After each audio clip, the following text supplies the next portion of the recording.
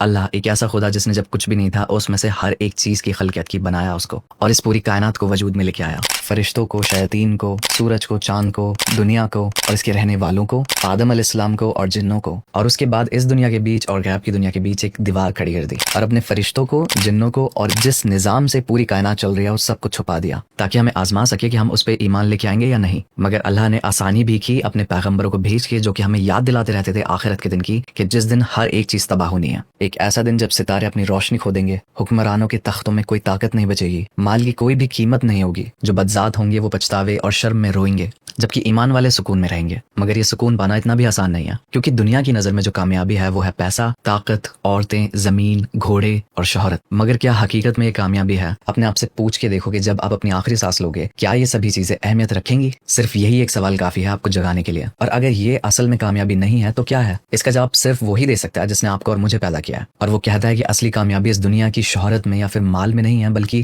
جہنم کی آگ سے بچ جانے میں اور جنت میں داخل ہو جانے میں ہے۔ صرف وہی لوگ جنہوں نے وعدہ لیا تھا اللہ سے کہ وہ اللہ کا خلیفہ بن کے رہیں گے اس دنیا میں، اس کی بات مانیں گے اور بری باتوں سے بچیں گے، صرف وہی لوگ کامیاب ہوں گے۔ وہ لوگ جو سچ کے سامنے اپنے آپ کو جھکا دیتے ہیں، نہ کہ وہ لوگ جو سچ سے اپنا منہ موڑ لیتے ہیں۔ اور خوبصورت بات یہ ہے کہ اگر کوئی اس دنیا کا بلینئر بھی ہوگا، ہو سکتا ہے آخرت میں اس کے پاس ایک پھوٹی کوڑی بھی نہ ہو، جبکہ کوئی غریب انسان ہو اس کے پاس پہاڑوں جتنے عمل ہو۔ اور جو چوائسز آپ اپنی روزمرہ کی زندگی میں لیتے ہو، جب آپ چوز کرتے ہو حلال اور حرام کے بیچ میں، سچ اور جھوٹ کے بیچ میں، اللہ کی فرمانی یا پھر اپنی نفس کے بیچ میں، یہی چیزیں آپ کے آخرت کے انجام کو طے کریں گی۔ اور مجھے بہت اچھے سے معلوم ہے کہ اس دھوکے کی دنیا میں سچے رہنا کتنا مشکل ہے، مگر حقیقت یہی ہے کہ ہاں مشکل ہے۔ آخرت پہ ایمان لے کے آنا جس کو آپ نے دیکھا نہیں ہے، اور یہ دنیا جو آپ نے اپنی آنکھوں سے دیکھ رکھی ہے، مشکل ہے۔ بٹ حقیقت یہ ہے کہ نہ دیکھنے والی چیزوں پہ آپ پھر بھی ایمان رکھتے ہو، جیسے آپ کی عقل، گریوٹی، ہوا، ایٹمز، سب atomic particles, black holes, dark matter, dark energy, radio waves اور وقت بھی۔ ان میں سے آپ نے کسی کو نہیں دیکھا، مگر پھر بھی آپ ان چیزوں پہ یقین رکھتے ہو، اور ان سبھی چیزوں کا ایک مقصد ہے۔ ان کی کبھی شروعات ہوئی تھی اور ان کا کبھی خاتمہ ہوگا، اور اسی طرح سے اس پوری کائنات کا بھی۔ اور اگر اس پورے یونیورس کا ایک مقصد ہے تو اس یونیورس کے اندر جو بھی کچھ ہے